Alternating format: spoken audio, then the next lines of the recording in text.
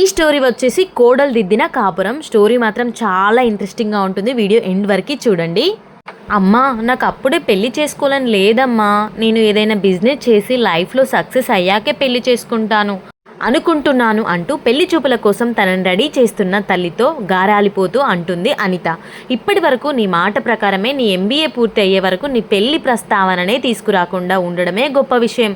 అసలు మీ నాన్నగారైతే నీకు ఇంటర్ పూర్తి కాగానే పెళ్లి చేస్తానన్నారు, కానీ నువ్వు చదువుకుంటున్నావు అంటూ పట్టుపట్టడంతో ఇన్ని రోజులు ఓపిక పట్టాము. ఇప్పుడు వచ్చిన సంబంధం చాలా మంచిది. నీ గురించి తెలుసుకొని ముఖ్యంగా జాతకాలు బాగా కలిసాయని ఏరి కోరి నిన్ను చేసుకుంటానంటూ వచ్చారు. అసలు ఈ సంబంధం కుదిరితే నీ అంత అదృష్టవంతురాలు మరొకరు ఉండరు. ఇంకా నువ్వు ఎన్ని చెప్పినా మీ నాన్నగారు వినేటట్టు లేరు, కానీ నువ్వే నీ మనసు మార్చుకొని బుద్ధిగా ఈ పెళ్లి చేసుకో. అయినా ఏ వయసులో జరగాల్సిన ముచ్చట ఆ వయసులోనే జరగాలి. నీకు అంతగా బిజినెస్ చేయాలి, ఏదో సాధించాలి అని అంటే పెళ్ళయ్యాక మీ ఆయనతో కలిసి కావలసిన బిజినెస్లు చేసుకో, ఎవరు వద్దన్నారు అంటూ కూతుర్ని రెడీ చేసి వంటగదిలోకి వెళ్ళింది అనిత తల్లి. అనిత తల్లిదండ్రులది మధ్యతరగతి కుటుంబం. 2 తరాల తర్వాత వాళ్ళ వంశంలో పుట్టిన అనితను ఆ లక్ష్మీదేవి వాళ్ళ ఇంట్లో పుట్టిందని ఎంతో ప్రేమగా చూస్తారు కుటుంబ సభ్యులందరూ. అనిత బంగారమేమి ఛాయతో చక్కని కనుముక్కు తీరుతో చూడగానే ఎవరికైనా నచ్చేటట్లు ఉంటుంది. MBA పూర్తి చేసిన అనిత చక్కటి మాటకారి. తన వాక్చాతుర్యంతో అందరినీ మంత్రముగ్ధుల్ని చేస్తుంది. చాలా తెలివైన అమ్మాయి. తను ఏదైనా బిజినెస్ స్టార్ట్ చేసి 10 మందికి ఉపాధి కలిగించి అందులో విజయం సాధించాలన్నది అనిత అపురూపమైన కోరిక. అసలే అందంగా ఉండే అనితను అంతకంటే అందంగా అలంకరించి తీసుకొచ్చి పెళ్లి చూపులో కూర్చోబెట్టారు పెళ్లి కొడుకు అమర్తో సహా. అత్తవారందరికీ అనిత బాగా నచ్చింది. వెంటనే పెళ్లికి ముహూర్తాలు పెట్టుకున్నారు. అనుకున్నట్లుగానే అనిత అమర్ల పెళ్లి ఎంతో ఘనంగా జరిగింది. ఎన్నో ఆశయాలతో భర్త చిటికన వేలు పట్టుకుని అత్తవారింట్లో అడుగుపెట్టింది అనిత. అత్తారిల్లు రాజభవనంలా ఉంది. ఇంటి చుట్టూ కావలసినంత ఖాళీ. ఇంట్లో అడుగుపెట్టిన 2-3 రోజుల్లోనే ఇంటి పరిస్థితిని మొత్తం అర్థం చేసుకుంది అనిత. అమర్ వాళ్ళు బాగా ఉన్నవారు కావడం వల్ల అమర్ తండ్రి కొడుకు ఎదిగి వచ్చేంత వరకు ఆస్తి వ్యవహారాలు ఆయనే చూసుకునేవారు. ప్రస్తుతం అవన్నీ అమర్ చూసుకోవడం వల్ల ఆయన తీరిగ్గా రెస్ట్ తీసుకుంటున్నారు. ఇక అమర్ వాళ్ళ అమ్మ మహాలక్ష్మికి ఎప్పుడు 10 మందికి వండి పెట్టడం అంటే చాలా ఇష్టం. అందరికీ తృప్తిగా భోజనం పెట్టడంలోనే ఆమె తన సంతోషాన్ని వెతుక్కుంటుంది. వీళ్ళది బాగా కలిగిన కుటుంబం కావడం వల్ల చాలామంది బంధువులు అస్తమాను ఇంటికి వచ్చి వెళ్తూ ఉంటారు. అలా వచ్చిన బంధువులు ఏకంగా నెలల తరబడి ఇక్కడే తిష్ట వేస్తారు.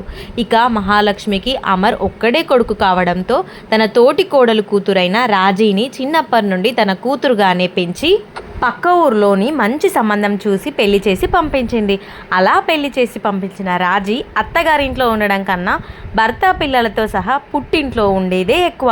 ఇక అంత పెద్ద ఇంట్లో పెద్ద పనివారికి కూడా ఏమీ తక్కువ లేదు. అవసరానికి మించిన పనివారు ఉన్నారు. ఊర్లో వాళ్ళు ఎవరైనా వచ్చి మా పరిస్థితి బాలేదు, ఏదైనా పని ఇప్పించండమ్మా అని అడగడమే ఆలస్యం. మహాలక్ష్మి జాలి గుణంతో పనివాళ్ళు అవసరం ఉన్నా లేకపోయినా వారిని పనిలో పెట్టుకుంటుంది. ఆ విధంగా మొత్తానికి రోజుకు 40 మందికి పైగా ఇంట్లో భోజనాలు చేస్తారు. ఇది చాలదన్నట్లు ఇంటికి వచ్చిన బంధువులు తిన్నదరక్క తగిన పని లేక వారిలో వారు గొడవలు పెట్టుకొని ఒకరినొకరు తిట్టుకొని కొట్టుకోవడం, ఆ ఇంట్లో అదనపు సందడి. ఇంతమందికి వంట ఏర్పాట్లు చూసుకోవడంలోనే మహాలక్ష్మికి సమయం గడిచిపోతుంది. అమర్ తండ్రి తమ్ముడి మనవళ్లతో ఆడుకుంటూ కాలక్షేపం చేసేస్తున్నారు. ఇక అమర్ విషయానికి వస్తే ఒకవైపు ఆఫీస్ వర్క్, మరొక వైపు ఇంట్లో ఖర్చుల లెక్కలతో అమర్ బుర్ర వేడెక్కిపోతుంది. కొత్తగా పెళ్ళైన వాడిలో ఉండాల్సిన ఆ చిలిపిదనం, ఉత్సాహం అతనిలో ఏ మాత్రం కనిపించడం లేదు. ఎప్పుడు ల్యాప్టాప్ ముందు పెట్టుకుని లెక్కలు చూసుకుంటూ కూర్చుంటారు.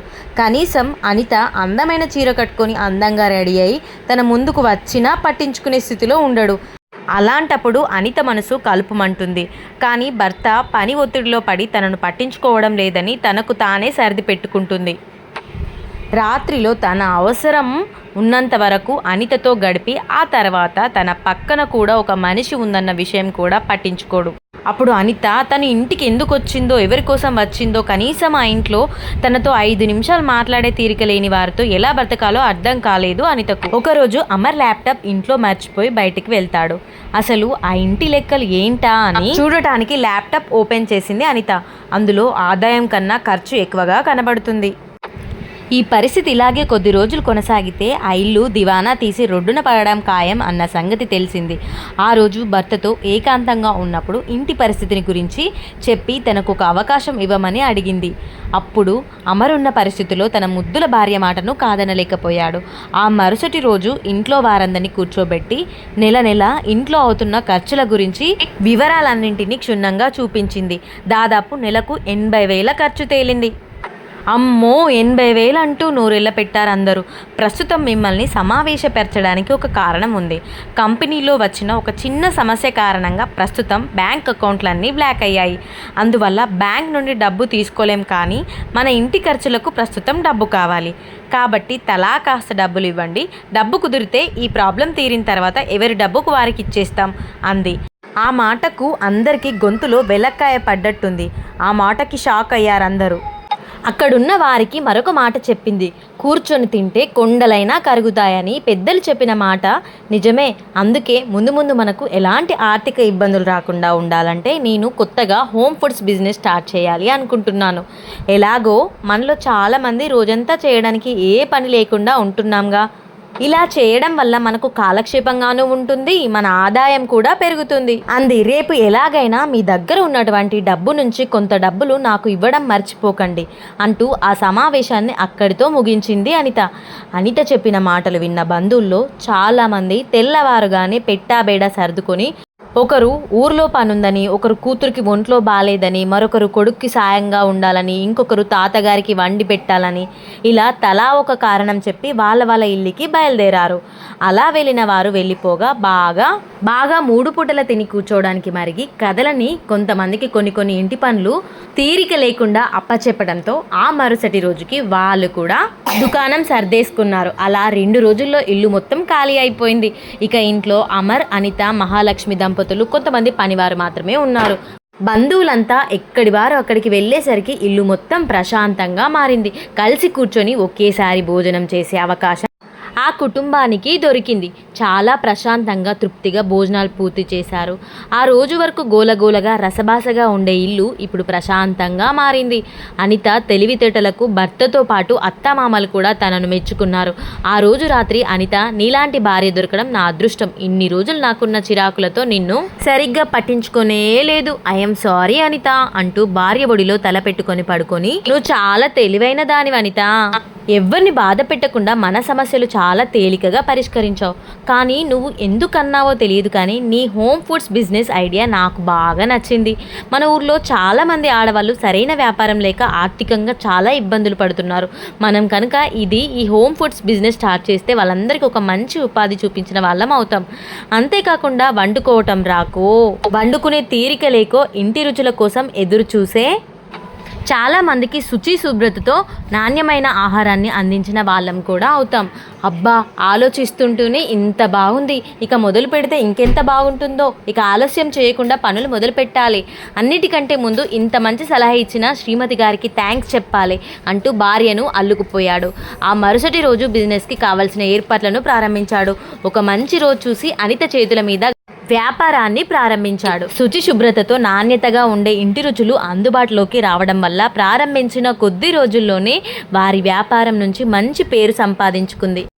మహాలక్ష్మి వంటలు ఎలా జరుగుతున్నాయో పర్యవేక్షిస్తూ ఉంటే ఆమె భర్త సరుకులు కొనుగోలు, ప్యాకింగ్ లాంటి మిగతా విషయాలు చూసుకుంటున్నాడు. రోజు రోజుకు కొత్త ఫుడ్ ఐటమ్స్ యాడ్ చేస్తూ వారి వ్యాపారాన్ని మరింతగా అభివృద్ధి చేసుకుంటున్నారు.